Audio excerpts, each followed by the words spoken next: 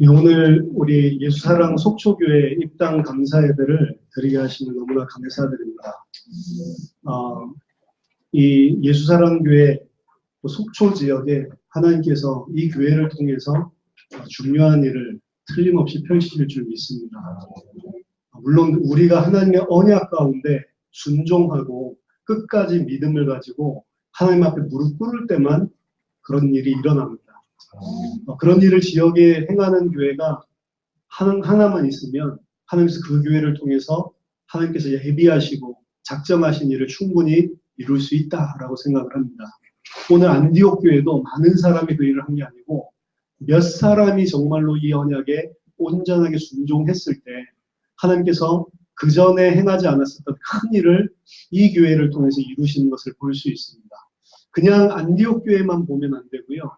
안디옥 교회 이전에 11장 1절에서 18절에 예루살렘 교회에 대한 이야기가 나옵니다. 분명히 하나님의 언약은 오직 성령이 너에게 임하시면 너희가 권능을 받고 예루살렘과 온 유대와 사마리아와 땅끝까지 이르러 내 증인이 되리라. 이게 언약인데 예루살렘 교회는 틀림없이 베드로와 그리고 11명의 사도, 새로 세워진 12명의 사도 중심으로 하나님의 언약을 붙잡고 생명을 건 것은 맞는데 그 언약이 사실은 이방인들에게 향한 하나님의 계획, 사마리아인에 대한 계획은 자신들이 가지고 있는 유대 선민의식과 유대인이 가지고 있는 그 단점 때문에 언약을 놓치고 다른 것과 타협했다라고 볼 수밖에 없습니다. 그래서 11장 1절에서 18절에 이 예루살렘 교회에 총회가 벌어지는데 총회 이 벌어지는 이유가 뭐냐? 이방인에게 복음 전한 10장에 나온 고넬료가 회심하는 사건 가지고 모이는 것입니다. 베드로가 굳이 안 가겠다고 하는 것을 하나님이 보자기 환상을 보여주면서 짐승을 잡아먹어라. 내가 정하다고 한 것을 네가 부정하다고 말하지 마라. 이방인에게 가라. 계속 사인을 3번 보여주니까 마지못해서 고넬료에게 가죠. 고넬료에게 갔더니 고넬료와 더불어 이야기할 때에 사도행전 2장에서 임했던 것 같은 성령이 동일하게 임하는 것을 봅니다. 그것을 쳐다보고 이방인에게 구원이 임하는구나 라고 하는 선민의식을 깨뜨려주는 사건을 주신다. 근데 그 사건을 하나님께서 은혜로 다시 한번 깨우치기 위해서 허락해 주셨음에도 불구하고 예루살렘 교회는 11장에 보니까 이방인의 집에 들어가서 식사를 하고 먹었다라고 하는 그 유대인이 가지고 있는 장로의 유전, 유대인이 가지고 있는 율법의 한계, 그걸 가지고 베드로를 힐난하는 장면입니다. 네가 어떻게 유대인으로서 이방인의 집에 들어가서 그런 짓을 할 수가 있냐? 그때 이야기하는 베드로의 답변도 가관입니다. 내가 원래부터 가려고 한 게 아니다. 가려고 한 게 아닌데 계속해서 보자기를 통해서 짐승들을 집어먹으라고 하나님이 3번이나 나에게 보여줬다. 그때에 문을 두드려서 보니까 사람들이 있어서 따라갔다. 그곳에서 이야기할 때 성령을 주셨다. 내가 한 게 아니다. 하나님께서 그렇게 하신 거다. 이런 식으로 이야기를 해요. 사실은 그 힐난하는 사람들 보고 나도 너희들처럼 생각을 했었는데 우리가 진짜 회개해야 된다. 우리가 유대 선민의식 때문에 이방인을 향한 계획을 놓치고 있었다. 이야기해야 될 거 아니에요. 베드로가. 그걸 보여줬는데도 불구하고 베드로의 반응도 이런 정도였고 그 이야기를 듣더니 고작 교회가 한다는 이야기가 그러면 이방인에게도 이 복음이 이 생명이 임하는 거구나 하고 끝났고요. 전혀 하나님께서 왜 이런 사건과 응답을 억지로라도 그렇게 허락하셨는지 교회가 듣지 못하는 거죠. 이미 예루살렘 교회는 교회로서의 사명과 언약을 놓친 것입니다. 구원 안 받았다는 게 아닙니다. 온전한 그리스도의 몸으로 그리스도를 섬기기에 부족한 한계점을 만나버린 겁니다. 이 시간표 이후로 예루살렘 교회 이야기는 더 이상 사도행전에 나오지 않습니다. 15장에 한 번 더 나옵니다. 똑같은 이슈로. 이방인에게 어떻게 해야 되겠냐 우리가. 율법을 강조해야 되냐 말아야 되냐. 요것 때문에 또 나옵니다. 사도행전에 하나님께서 세계복음화를 이뤄가시는 그 언약에서 제외돼버립니다. 어떻게 보면 우리가 올바른 복음을 가지고 있지 않다라고 하는 것은 너무나 큰 사건입니다. 올바른 복음을 가지고 있지 않으면 틀림없이 그 교회를 통해서 하나님께서는 세계 땅끝까지 복음을 전파한다고 약속하셨는데도 불구하고 하나님의 약속이 실현되지가 않습니다. 오늘 이 안디옥 교회를 재현할 교회라고 하는 제목을 가지고 말씀을 드렸습니다. 지금 예루살렘 교회들처럼 교회가 성경에서 말하고 있는 복음, 그 성경에서 말하고 있는 복음을 가지고 어디를 향해 갈 것인지 방향, 그리고 그 방법, 모든 것을 다 놓치고 있는 시간표입니다. 그 시간표에 하나님께서 예수사랑 속초 교회를 통해서 뭘 원하시냐? 정확한 성경에서 말하는 내용, 복음을 알기를 원하시고 무엇을 향해서 이 교회가 존재해야 되냐? 땅끝이라고 하는 주님의 재림을 완성할 이 복음을 모든 민족, 천하만민, 땅끝까지 전파하는 것, 그 방향, 이루는 방법이 뭡니까? 성경의 전도. 정확한 하나님의 언약을 가지고 온전하게 순종하고 그걸 믿고 따를 하나님의 교회가 필요한 시간입니다. 속초 땅에 교회가 없습니까? 힘 있는 교회가 얼마나 많습니까? 하지만 만약에 성경에서 말하는 복음의 내용이 섞여 있거나 성경에서 말하고 있는 전도의 내용을 잃어버리고 있거나 성경에서 말하고 있는 끝을 바라보지 않은 예루살렘 교회 같은 모습이라면 하나님의 역사는 거기서 끝나는 것입니다. 하지만 몇 사람이 모였지만 이 색깔, 하나님께서 주신 언약에 순종하고 그 언약의 색깔이 나의 수준과 나의 경험에 타협하지 않고 전통과 타협하지 않고 말씀 그대로를 순종하는 몇 사람이 일어나면 안디옥 교회의 역사가 시작되는 줄 믿습니다. 한 사람, 그 한 사람이 있으면 하나님께서 속초 땅에 안디옥 교회를 통해 역사하신 그 일을 동일하게 이루실 줄 믿습니다. 이미 그 안디옥 교회 멤버들 자체가 19절에 스데반의 일로 일어난 혼란 때문에 흩어진 자들 중에 복음을 전하는데 이미 색깔 자체가 복음 전하는 것 때문에 예수가 그리스도라고 증거하는 그것 때문에 혼란이 일어났고 그것 때문에 잡아 죽이는 핍박 때문에 도망쳐 나온 사람들입니다. 도망쳤는데도 그 지역에서 또 예수를 증거합니다. 이 사람들이 가지고 있는 근본적인 색깔입니다.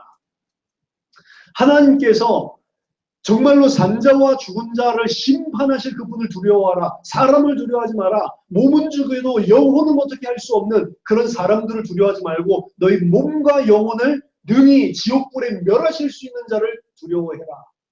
이 사람들은 그런 사람들입니다. 하나님 앞에서 하나님의 뜻을 위해 몸과 영혼을 능히 죽일 수 있는 그분의 뜻에 순종하기를 원하는 사람들입니다. 환란으로 인해서 도망쳤으면 예수 믿는 것 때문에 잡아 죽이는 그런 곳에서 도망쳤으면 안전해야 될 거 아니에요. 도망와서도 거기서도 또 전하고 있습니다. 도망와서도 이게 이 사람들의 색깔입니다. 근데 그 중에 안디옥 교회의 본격적인 하나님의 손이 함께하는 그 일을 벌이기 시작하는 것은 몇 사람이었습니다. 여기 와서도 전하는데 여전히 예루살렘 교회의 색깔이 유대인에게만 도를 전한다. 근데 그 중에 몇 사람이 소수의 사람이 헬라파 유대인이라고도 이야기를 하고요. 어떤 사본에는 여기서는 헬라인이라고 이야기합니다. 이방인에게 드디어 그리스도의 복음을 증거하기 시작한 것입니다. 이게 지금 하나님을 가장 기쁘시게 하는 일들이 일어나는 거죠. 드디어 하나님의 억지로 그냥 이방인 집에 끌어다 놓고 막 성령 임하는 걸 보여줄 필요가 없이 이방인에게도 이 복음이 필요하고 이방인에게도 이 복음을 전해야 된다고 하는 사람들이 몇 사람이 일어난 것입니다. 이 사람 뭐가 맞았죠? 하나님과 방향과 끝이 맞은 겁니다.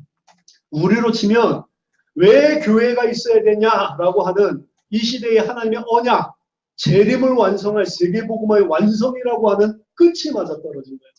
우리 교회를 크게 하는 게 목적이 아닙니다. 이 복음을 모든 자들이 다 듣게 하는 게 하나님의 소원이라는 거예요. 일단 감사의 비지만 사실 건물이 중요한 게 아닙니다. 교회는 사람입니다. 교회는 그리스도가 교회의 실체시고 그리스도와 연합한 우리가 교회입니다. 그래서 그리스도의 반석 위에 있지 않은 것은 교회 아닙니다. 아무리 큰 교회 지어놓고 교회라고 써놓은들 그건 교회 아닙니다. 하나님의 교회도 얼마나 크고 아름다운 성전들을 많이 사가지고 그렇게 세워놓습니까?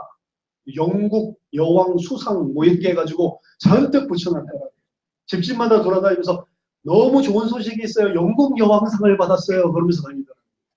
영국 여왕상 받은 게 그렇게 귀중합니까? 아니요, 됐습니다. 이렇게 하면. 아니요, 우리 교회 홍보하러 온 게 아니고요. 광고하러 왔어요. 교회 전도하러 온 게 아니고요. 광고하러 왔어요. 광고가 뭐고?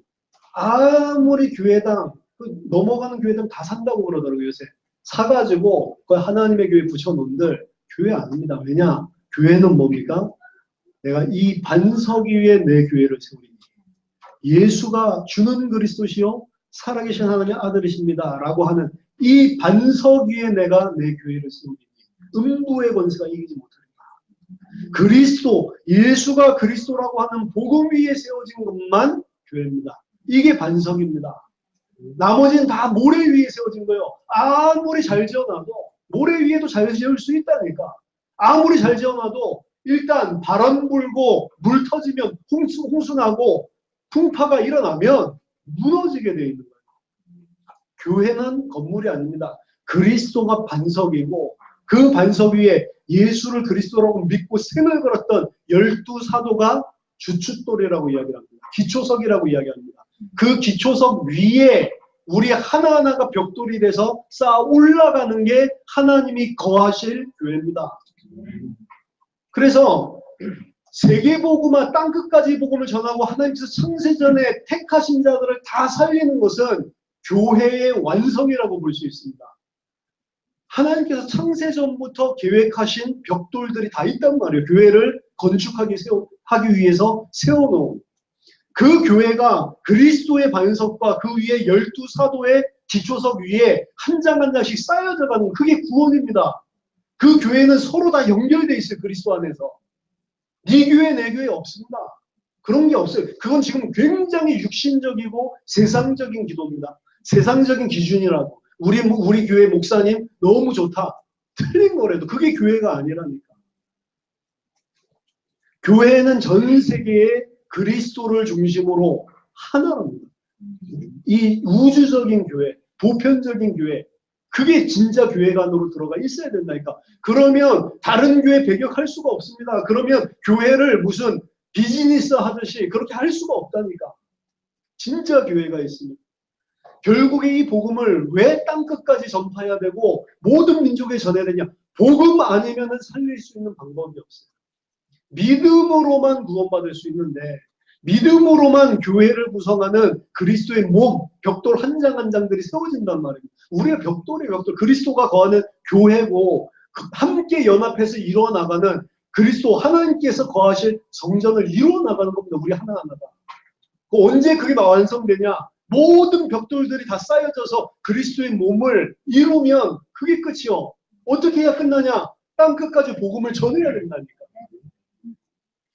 들음으로만 믿음을 가질 수 있고 그걸 믿음으로만 구원받을 수 있단 말이에요. 근데 모르고 있으니 전해주는 것입니다. 전해줘서 영세전에 창세전에 하나님께서 특정하신 자들이 다 살아나는 그 시간표가 마지막 시간표입니다. 그래서 우리가 복음 전하는 겁니다. 그 끝이 맞아 떨어져야 된단 말이에요. 그런데 지금 유대인 안에서만 이루고 있는 겁니다. 예루살렘 교회가.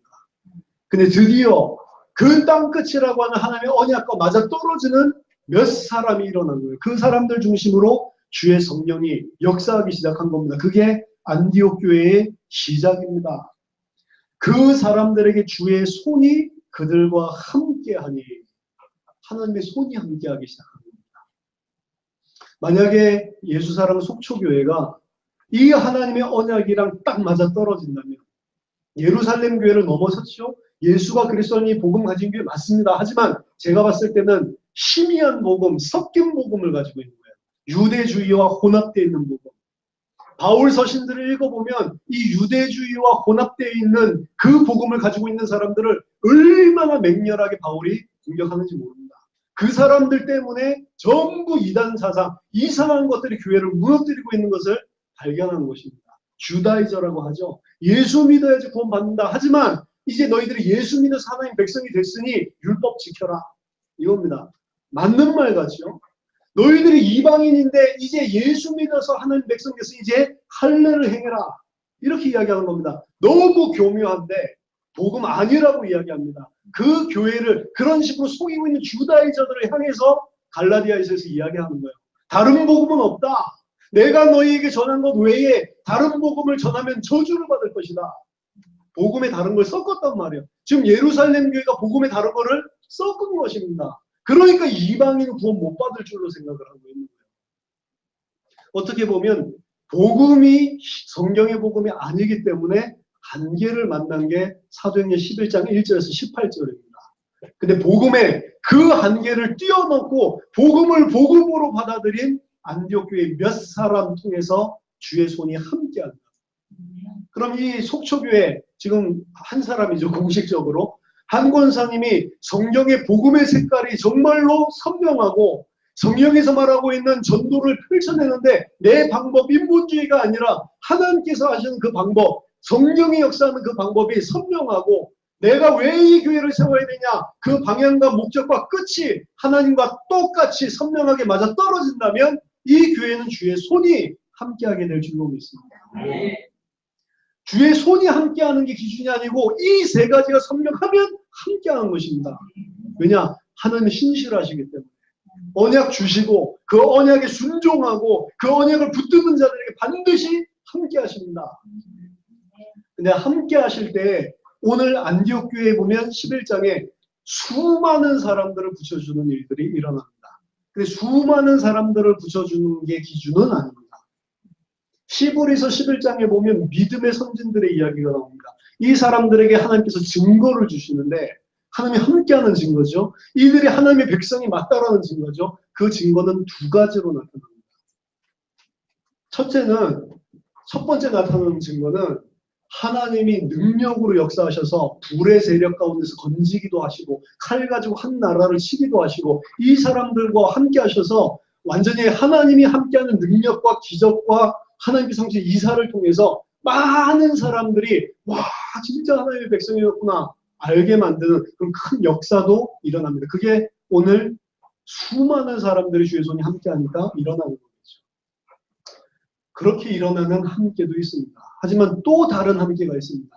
그 하나님의 증인, 믿음을 가지고 있는 증인들에게 다른 방향으로는 톱으로 켜서 죽이기도 하고 칼로 죽이고 그리고 더 이상 살 수 없도록 많은 핍박과 관람이 있고 가죽 옷을 갖다 입혀가지고 동물 옷을 입혀가지고 맹수에게 물을 뜯어 죽이기도 하고 살 곳이 없어가지고 돌아다니면서 토굴과 이 굴 속에 이 유랑 방황하게도 만들고 이것도 증거라니까. 우린 뒤에 증거는 싫어하죠. 앞에 증거만 일어나면 좋겠지. 하나님께서 그 사람들을 그렇게 몰아붙이면서도 그 믿음의 사람들이 죽기를 구차히 면하지 않고 부활, 더 좋은 부활을 위해서 차라리 죽어버렸다라고 이야기합니다. 그 사람들이 믿음을 가졌을 때, 믿고 죽어버렸을 때 성령이 나타난다. 우린 그래도 앞에 계시는데 하나님께서 하시는 일은 어떤 눈에 일어나는 그런 증거와 역사들보다도 너가 정말로 이 언약, 나의 말씀에 신실함으로 순종을 하냐 그게 더 킵니다. 그 부분이 없으면 아무리 많은 역사가 일어나 본들 하나님과 상관없는 것입니다. 틀림없이 저는 압니다. 하나님께서 심판하실 때 엄청나게 큰 교회를 세우고 수많은 사람들을 목회하고 있었냐? 그게 기준이 아니란 말이에요. 무엇을 가르치고 있었고 무엇을 너는 믿고 있었고 무엇 때문에 무슨 방향을 가지고 너는 살고 있었냐? 그게 더 중요한 것입니다. 그렇죠? 그 언약과 말씀의 면에 있어서 순수하지 못한 자들 전부 다 벌하게 돼 있습니다. 심판할 시간표가 옵니다. 큰 역사, 작은 역사는 하나님이 하나님의 뜻에 따라서 시간표에 따라서 행하실 내용에 따라 하실 겁니다. 그거보다 더 중요한 것은 우리가 온전하게 하나님 말씀에 순종을 하는 언약의 사람이 맞냐? 그 교회가 맞냐라고 하는 것입니다. 사실 교회는 작을 때는 타락하지 않습니다. 커졌을 때 타락합니다. 수많은 사람들이 몰려올 때 타락하는 것입니다. 오늘 보니까 안디옥 교회는 하나님께서 수많은 사람들이 믿고 죽게 돌아오는 역사들이 일어났습니다. 예루살렘 교회가 이 사람들의 소문을 듣죠. 소문을 듣고 두 사람을 파송합니다. 그 중에 한 사람이 바나바라고 하는 사람입니다. 왜 파송했을까요? 예루살렘 교회는 사마리아에서 빌립이 역사 일어날 때도 또 듣고 또 파송을 했다. 그렇죠? 진짜로 복음 받았나 안 받았나? 이것들이 어떻게 사마리아인들이 개 같은 것들이 복음을 받을 수가 있어 없어? 이래가지고 나온다. 그때 나와가지고 베드로가 뭐라고 이야기하죠? 너희들이 믿을 때에 성령을 받았냐? 라고 물어보니까 그게 뭔데요? 이렇게 하죠. 그럼 성령 안 받아서 믿는데? 이러면서 안수하니까 그때 성령이 임하죠. 그러면 무슨 생각을 했을까요? 이거는 베드로가 베드로가 왔을 때만 성령이 임한다. 그 소리가 아닙니다. 빌립이 왔을 때 이 사람들 안 믿었냐? 믿었다니까요. 근데 왜 베드로가 왔을 때 성령이 임하냐면 베드로는 그 성령이 임하는 가시적인 육신적인 현상이 있어야 이 사람도 우리랑 똑같은 복음을 받았구나. 그 수준이란 말이에요. 사도행전 2장의 가시적인 성령의 이 임하심을 체험하고 사마리아 땅에 갔을 때 이 사람에게 그걸 하나님이 보여주신 거라니까. 가시적으로. 왜요? 그래야 사마리아인들도 복음을 받는 게 맞구나. 예루살렘과 온유대와 사마리아와 땅끝이라고 했는데 진짜 사마리아에도 성령이 임하는구나 라고 해야 될 거 아니에요. 근데 제가 봤을 때 그때 못 깨달은 것 같아요. 오히려 성령 임하니까 빌립이 갔더니 안 됐는데 내가 가니까 됐다. 오히려 그런 식으로 더 깨닫지 않았나. 그렇죠? 그러니까 나중에 10장에 이방인 고넬료에 갔을 때도 똑같은 현상이 일어나는데 해석하는 수준 자체가 너무 유치하고 육신적이라고. 하나님은 왜 그걸 가시적으로 보여주셨을까요? 사도 베드로를 통해서만 그 일이 일어난 게 아니라니까. 나중에 사도행전 19장에 보면 바울을 통해서도 똑같은 일이 일어난다니까. 이 성령이 그렇게 임해서 방언이 터지고 이 가시적인 일들이 일어나는 게 4번 나타난단 말이에요. 사도행전에서. 베드로 통해서 3번이 일어나고 베드로 있는 현장에 사도 바울 현장에서 일어났다니까. 근데 베드로에게는 왜 그런 일들을 보여줬을까 생각할 때 이들이 언약대로 붙잡지 못하고 있는 한계들 때문에 보여주시는 가능성이 높습니다. 굉장히. 근데 못 깨달아요. 사실은. 그래서 그 주도권이 누구에게 옮겨갔냐면 예루살렘 교회에서 안디옥 교회로 옮겨간 것입니다. 수많은 사람들이 모였는데 와서 보니까 이 베드로가 입은 안 오고 바나바가 와서 보니까 이게 진짜 주의 은혜가 함께하는구나. 진짜로 이 사람들이 예수 믿는 사람들이구나 라고 하는 것을 보게 되죠. 이 바나바는 어떤 사람이냐? 24절에 나옵니다. 착한 사람이요 성령과 믿음이 충만한 사람이라. 이에 큰 무리가 주께 더하여 서라. 그렇죠?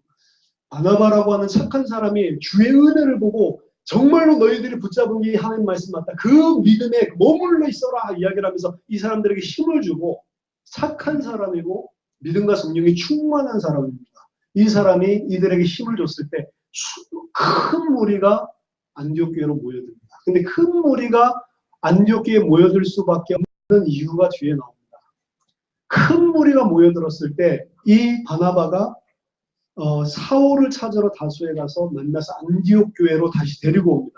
둘이 교회에서 1년간 모여있어 큰 무리가 모여드는데 그 큰 무리를 가르쳤고 제자들이 안디옥에서 비로소 그리스도인이라 일컬음을 받게 되었더라.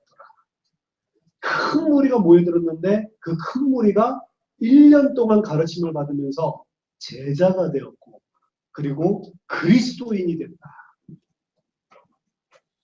큰 무리를 제자와 그리스도인으로 만들 수 있는 그 그릇이 되었기 때문에 하나님께서 붙여주신 겁니다. 결국에는 그릇입니다. 그릇. 착하고 믿음과 성령이 충만할 뿐만 아니라 이 큰 무리를 그리스도인으로 바꿀 수 있는 그릇이 됐기 때문에 하나님께서 쏟아부어 주신 것입니다. 제자를. 결국에 예수사랑 속초교회에 하나님께서 이런 일을 벌이시려면 한혜숙 권사님의 가지고 있는 그릇과 색깔입니다. 한혜숙 권사님이 착한 사람이요. 착해야 됩니다. 믿음과 성령이 충만하고 온 사람을 그리스도인으로 바꾸고 제자로 바꾸고 가르칠 수 있는 내용이 있으면 하나님께서 보내주시기 시작합니다. 분명합니다. 성령과 믿음이 충만하고 착하더라 안 하고 착하고 라고 이야기했어요. 왜냐? 큰 무리이기 때문에. 큰 무리는 성령 충만, 믿음 충만 안 봅니다. 착한지 안 착한지만 보지. 착하고. 그건 무슨 소리냐면 포용할 수 있는 능력을 말합니다. 바나바는 이 포용하는 데에서는 최고 제가 봤을 때. 그 누구도 포용하고 용서할 수 있는 70번씩 7번씩이라도 용서해라라고 하는 말을 할 수 있는 사람이 바나바인 것 같아요. 바나바의 기질 같은 걸 보면 굉장히 착합니다. 그리고 사람들을 이해하고 그리고 그 사람들을 품어줄 수 있는 이곳은 크게 되는 겁니다. 안 그러고 우리가 이 율법주의 같이 바리새인들 같이 이 사람들을 판단하기 시작하고 이 사람들을 복음이라고 하는 그 기준은 누구도 피할 수 없는 굉장히 드러나게 하고 잘라낼 수 있는 그게 복음. 율법주의 가지고 말하는 것 정도로 아니요. 그 정도는 아닙니다. 만약 복음의 잣대를 가지고 우리가 사람들을 하나하나씩 분석하면서 쳐내기 시작하잖아요. 누구도 살아남을 수 없습니다. 나는 됩니까? 솔직히 안 되잖아요. 저만 쓰레기입니다. 다 안 되잖아요. 그리스도 모든 문제 끝났다. 하나님 함께한다. 더 이상 육신을 따르지 않고 그리스도만 따르도록 그렇게 살고 있습니까? 그렇다고 생각하세요? 24시간 그게 됩니까? 그렇게 살기 위해서 우리가 무리를 치고 복종하는 것이 그렇게 됩니까? 성령을 아무리 충만을 받아도 예배 시간 끝나고 나면 또 육신이 바로 올라오는데 그렇죠? 바로 또 고기 먹고 싶고 막 이런데 안 됩니다, 사람이. 그러니까 날마다 죽는다고 이야기를 하는 거예요. 안 된다니까. 근데 그 안 되는 사람을 보고 안 된다고 우리가 뭐라고 할 수 있습니까? 100데나리온 빚진 자를 갖다가 1만 달란트 탕감받은 인간이 1만 달란트 갚으려면 몇 년을 일해야 되는지 아닙니까? 20만 년을 일해야 돼요. 20만 년. 1만 달란트를 갚으려면 하루도 안 쉬면 16만 년. 주일날 쉬면 그리고 토요일 방공일 하면 20만 년을 살아요. 20만 년. 20만 년 동안 하나도 안 쓰고 다 모아야지 갚을 수 있는 양입니다. 100데나리온도 작은 돈이 아닙니다. 100일 동안 임금이라고 100일 동안. 그러니까 우리나라 10만 원 일당으로 치면 1000만 원에 대한 작은 돈 아니죠. 1000만 원 빚졌는데 아유 나 엄청나게 많은 거 탕감받았으면 됐어. 이렇게 하기 힘들다고. 근데 자기가 탕감받은 그 빚이 얼마냐? 20만 년이요. 그럼 20만 년 동안 아무것도 안 써도 된다고 쳤을 때 그 하루 이자가 얼마겠어요? 그냥 이게 일당 노가다 띄어가지고 갚을 수 있는 돈이 아니라고. 내가 그걸 20만 년 동안 갚겠습니다. 그럼 이자는 어쩔 건데. 이자만 해도 100달란트도 훨씬 더 될 건데. 갚을 수 있어요, 인간이? 근데 그거 탕감받은 사람이 100데나리온 있는 사람 맞죠? 나에게 빚이 있는 거 맞죠? 그걸 보고 100데나리온 안 갚는다고 감옥에 집어넣었단 말이에요. 이 사람이 복음받은 자가 맞냔 말이에요. 나중에 임금이 그 이야기를 듣죠. 그러면서 그 인간 다시 옥에 쳐넣어라. 하나도 탕감 안 해주겠다. 주기도문에 보면 우리가 우리에게 죄 지은 자를 사하여 준 것 같이 우리의 죄를 사하여 주옵시다. 지금 이 1만 달란트 탕감받은 자는 사하여 주지 않았기 때문에 안 사하여 준다. 이 말이 아닙니다. 이 사람은 복음받은 자가 아니에요. 하나님의 은혜를 모르는 사람입니다. 교회는 들어와 있지만 하나님의 복음을 모르는 사람. 그러니까 사람을 자기가 가지고 있는 기준대로 맞는 말인데 전부 다 난도질하고 이 사람을 죽게끔 감옥에 가두는 것입니다. 이런 사람들을 쳐다보고 교회를 떠나간다니까. 결국에는 이 사람 때문에 이 사람이 옥에 갇히게 됩니다. 자기는 어떻게 됩니까? 자기도 나중에 왕이 옥에 가둬버리죠. 자기만 죽을 뿐만 아니라 다른 사람까지 죽었습니다. 뭘 기준으로요? 맞는 것 기준으로. 하나님은 은혜를 베풀어 주셨는데 자기는 합리적이고 논리적이고 맞는 거 가지고 사람을 죽여버리는 겁니다. 이게 율법주의잖아요. 천국에 들어갈 수 있는 열쇠를 가지고 자기도 안 들어가지만 다른 사람도 못 들어가게 막고 있다라고 이야기했습니다. 전 세계를 바다를 온 육지를 따라다니면서 한 사람을 이 유대교로 편입시켜 놓고 배나 더 마귀의 자식으로 만든다라고 이야기합니다. 복음이 아니라니까. 착한 사람이요 믿음과 성령이 충만해서 많은 무리들을 다스릴 수 있고 많은 무리들을 가르칠 수 있으려면 이 사람들을 절대적인 복음으로 정말로 우리가 빚진 자의 심정으로 1만 달란트 탕감받은 자의 심정 가지고 섬기지 않으면 안 되는 일이에요. 예전에 우리가 복음 운동한다고 막 열심히 했지만 이 색깔이 하나도 없었던 거예요. 복음 아니라는 이야기입니다. 우리가 잘못된 거예요. 누구든지 품어줄 수 있어야 돼요. 정확한 색깔이 없어서가 아니고 살려야 되니까. 이 사람들 1년간 모여있어. 그 사람들 얼마나 가르쳤겠습니까? 1년 동안 바울과 바나바가. 바울이 보통 가르칠 때 어떻게 가르치는지 자기 간증을 통해서 나오잖아요. 내가 2년 동안 밤낮 없이 눈물로써 너희들을 훈계하던 일을 기억해라. 그렇게 가르쳤단 말이에요. 이 사람들을 그리스도인으로 세우려고. 우리가 하는 일은 뭐냐? 그리스도인을 세우는 겁니다. 교회에 오게 하는 게 아니에요. 교회에 오는 것도 그리스도인으로서 당연히 나타나야 될 일이지만 결국에 교회에 온 사람을 그리스도인으로 세우지 못하면 온전한 그리스도인으로 세우지 못하면 우리의 사역은 실패인 것입니다. 많은 사람이 아니라 한 사람이라도 이 사람이 가르침을 받고 이 사람이 그리스도인으로 세워져야 되는 거예요. 그게 세계복음화 할 수 있는 유일한 방법입니다. 골로새서 1장 보세요. 골로새서 1장에 보면 바울이 이 복음을 전하는 일을 그리고 사역을 하는 것을 보여주고 있는데 24절에 보니까 나는 이제 너희를 위하여 받는 괴로움을 기뻐하고 그리스도의 남은 고난을 그의 몸된 교회를 위하여 내 육체에 채우노라. 바울의 관심 어디 있냐? 몸된 교회를 세우려고 하는 거예요. 그리스도의 몸된 교회를 세워나가는 것입니다. 아까 전에 말씀드렸죠? 어떻게 교회를 세워나가는지. 그리스도인을 하나하나 세울 때마다 하나님 창세전에 영세전에 준비하신 사람을 진짜 그리스도인답게 세울 때마다 벽돌이 하나씩 올라간다. 이 사람들이 영원히 무너지지 않는 기초와 반석 위에 세워진 그리스도의 성전이 되어가는 것입니다. 그게 완성돼서 하늘에서부터 내려오는 게 그게 새 예루살렘 성입니다. 새 예루살렘 성은 하나님이 거하실 도성인데 그 성은 건물이 아니라고요. 하나님이 함께 거하실 그의 백성들을 이야기하는 겁니다. 그 거하실 성전을 만들어 나가는 것입니다. 25절에 내가 교회의 일꾼 된 것은 하나님이 너희를 위하여 내게 주신 직분을 따라 하나님의 말씀을 이루려 함이라. 이 비밀은 만세와 만대로부터 감추어졌던 것인데 이제는 그의 성도들에게 나타났고 그게 누구죠? 그리스도이신 예수를 말하는 겁니다. 하나님이 그들로 하여금 이 비밀, 이 그리스도의 영광이 이방인 가운데 얼마나 풍성한지를 알게 하려 하심이라. 그래서 이방인의 사도라고 이야기하죠. 이 비밀은 너희 안에 계신 그리스도시니 곧 영광의 소망입니다. 28절의 핵심입니다. 우리가 그를 전파하여, 이게 바울의 사역입니다.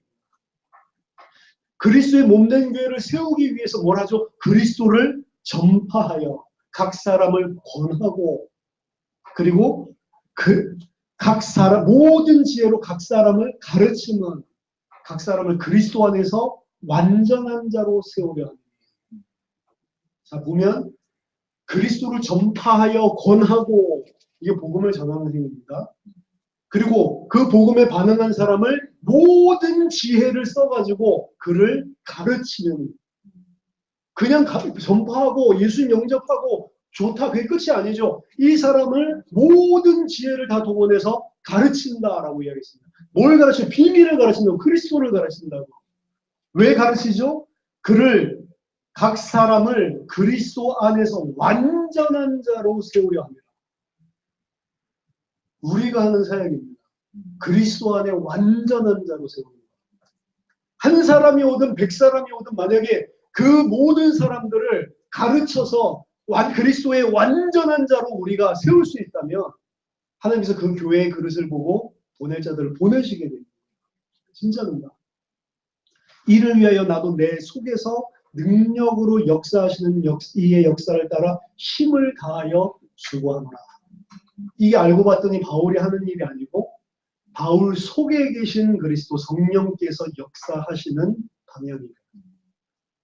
그리스도께서 그리스도의 완성, 그리스도께서 오실 재림의 완성을 위해서 세계복음화를 행하고 계시는데 어떻게 행하고 계시냐. 그 속에서 역사하신 분이 그리스도를 전파하여 각 사람을 권하고 그리고 이 사람, 각 사람을 모든 지혜를 써서 가르쳐서 완전한 그리스도인으로 세우려고 하는 거죠. 똑같은 이야기가 에베소서 4장 교회에서도 똑같이 나오죠. 거기서는 그리스도의 장성한 자의 분량까지 일으키게 하기 위해서 그리스도를 가르치는 내용을 이야기하고 있습니다. 찾아볼까요? 에베소서 4장 교회에 대한 겁니다. 11절 12절에 보면 사도든 뭐든 하나님께서 각각 직분을 주셨는데 그 직분을 통해서 뭘 하려고 그러냐. 12절에 그리스도의 몸을 세우게 하려 하십니다. 그리스도의 몸, 교회를. 어떻게 할 때 그리스도의 몸이 세워지냐. 13절에 우리가 다 하나님의 아들을 믿는 것과 아는 일에 하나가 되어 온전한 사람을 이루어. 온전한 사람이라고 하는 것은 성경으로 더 편하게 설명하면 완전한 사람입니다. perfect. 완전한 사람을 이루어 그리스도의 장성한 분량이 충만한 데까지 이르리니. 왜 완전해져야 되냐? 이는 우리가 이제부터 어린아이가 되지 아니하여 사람의 속임수와 간사한 유혹에 빠져 온갖 교훈의 풍조에 밀려 요동하지 않게 하려 합니다.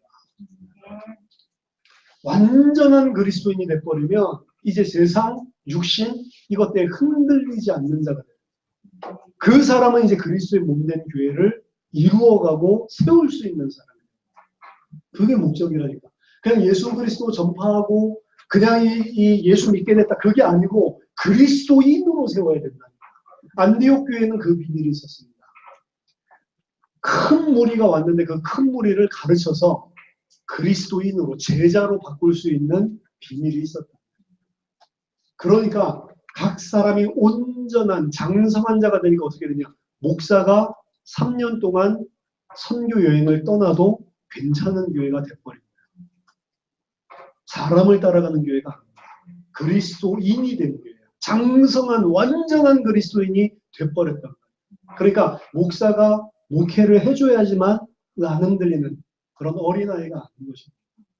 이런 시스템이 딱 세워지니까 이제 바울과 바나바를 3년 동안 선교 현장에 보내는, 파송하는 교회가 됐어요.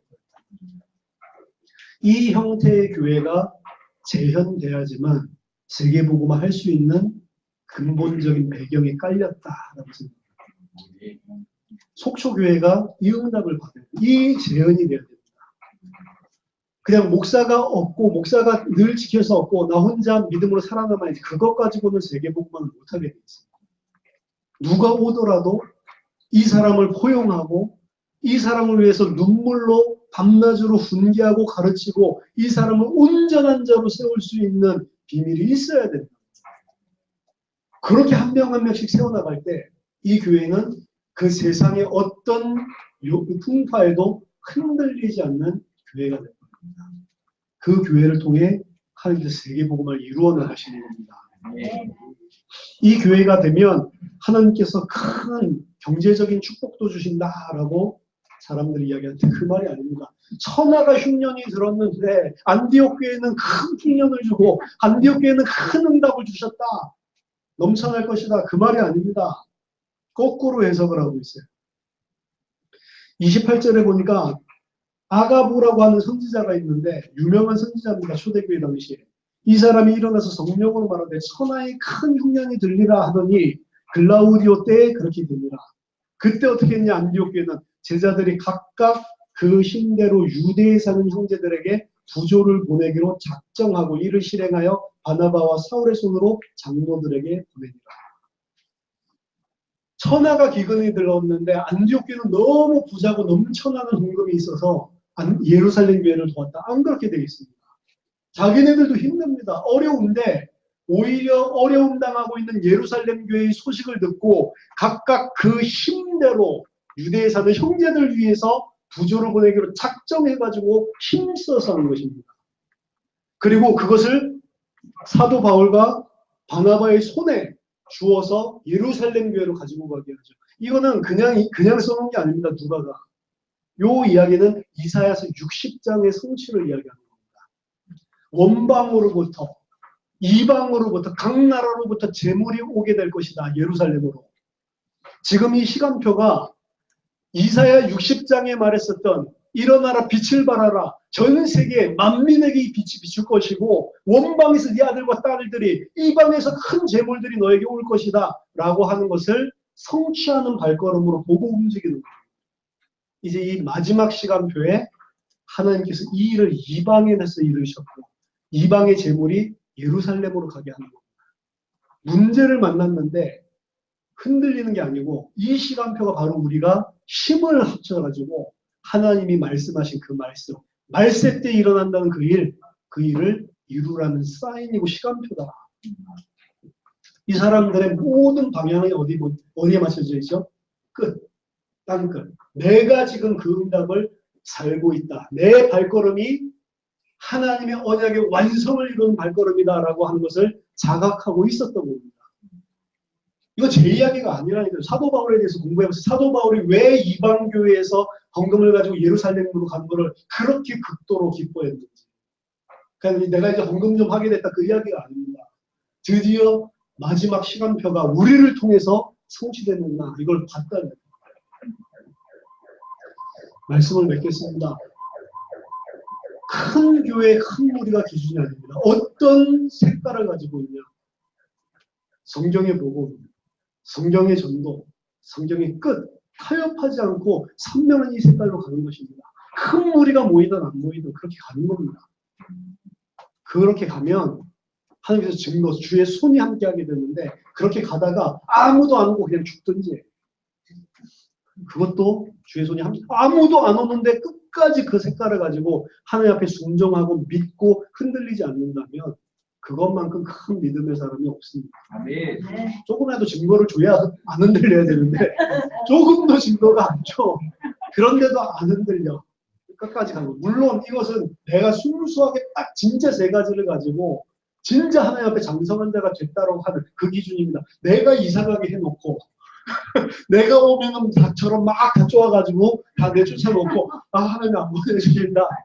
그렇죠? 내가 핍박을 받는다 이러면서 역시 못 알아듣는구나 사람들이. 그리고 착하고 내가 먼저 믿음과 성령과 지혜가 충만해야 된다니까. 내가 그렇게 하고 내가 그렇게 이 세 가지 언약에 선명한데도 역사 안 일어났다. 하나님께서 하신 거지. 내가 한 거 아니잖아. 우리가 할 일은 그저 각 사람에게 이 복음을 그리스도를 권하고 가르쳐서 완전한 자로 세우는 그 일만 하는 거죠. 그렇죠? 열매는 하나님 손에 있는 거예요. 그런 육신적인 열매는 하나님 손에 있는 거예요. 그렇죠? 저도 예수생명교회 지금 이 상태로 아무도 안 와도 괜찮아요. 예수생명교회. 그 이야기를 했습니다. 제가 저희 교인들한테. 물론 아무도 안 오니까 우리 전도사님들한테 충분한 사례를 못 줘서 그게 좀 힘들지만 경제적인 이런 것들만 좀 갖춰지면 더 이상 부흥은 안 돼도 될 것 같아요. 그냥 이 상태로 가도 괜찮을 것 같아요. 근데 우리가 선명한 이 색깔이 되면 하나님께서 이 제자들을 우리들의 발걸음을 통해 세우기 시작합니다. 계속해서 권하고 가르치고 이러는데 완전한 자로 세워진 사람들이 툭툭 일어난단 말이에요. 그렇게 할 수 있는 그릇이 되는 것이 중요한 거죠. 안 일어나요. 하지만 정말 이 색깔이 됐을 때 오늘 안디옥 교회는 주의 손이 함께했고 많은 사람들과 큰 무리를 보내주셨다. 그래서 힘있게 이 교회를 통해서 하나님께서 세계복음의 언약을 성취하는 일을 하셨답니다. 이 응답이 예수사람 속주교회에 시작되고 안디옥 교회를 재현할 수 있는 많은 교회가 사도행전 11장 1절에서 18절 예루살렘 교회 같이 딱 주저앉아 있을 때 그들이 구원 안 받았다는 거 아닙니다. 선명한 색깔을 놓쳐버리고 타협하면서 주저앉아 있고 무너지고 있는 이 시간표에 하나님이 정말로 소원하시고 사용할 수밖에 없는 안디옥 교회를 재현할 교회 그 응답을 받게 되기를 예수 그리스도 이름으로 축원합니다. 기도하겠습니다. 하나님 감사합니다. 저희들이 가진 것도 없고 할 수도 없고 저희들 할 수 있는 능력도 없는데 그리스도께서 저희를 충성되이 여기셔서 택하셔서 이 시대의 성경의 복음, 성경의 전도, 성경의 언약, 끝의 언약을 우리에게 허락하여 주심을 감사드립니다. 하나님 죽도록 충성하고 순종하게 하시고 더욱더 우리들이 지혜와 믿음과 하나님 성령 충만함으로 하나님의 소원을 하나님께서 우리를 통하여 하고자 하시는 그 일을 하나님 끝까지 흔들리지 않고 할 수 있는 믿음의 사람들 다 될 수 있도록 축복해 주시옵소서. 특별히 이 예수사랑 속초교회가 이 시대의 안디옥 교회를 재현할 수 있는 교회가 될 수 있도록 성령으로 역사해 주시옵소서. 특별히 우리 한권사님에게 성령의 충만함, 믿음의 충만함, 지혜의 충만함, 또 착한 마음을 주셔서 많은 자들이 이곳에 와서 그리스도를 알게 되고 장성한 자로 세워져서 하나님 함께 손잡고 그리스도의 몸된 교회를 완성시켜 나가고 전 세계 땅끝까지 복음 전할 수 있도록 주의 은혜를 더하여 주시옵소서. 살아계신 주 예수 그리스도 이름으로 기도하옵나이다. 아멘.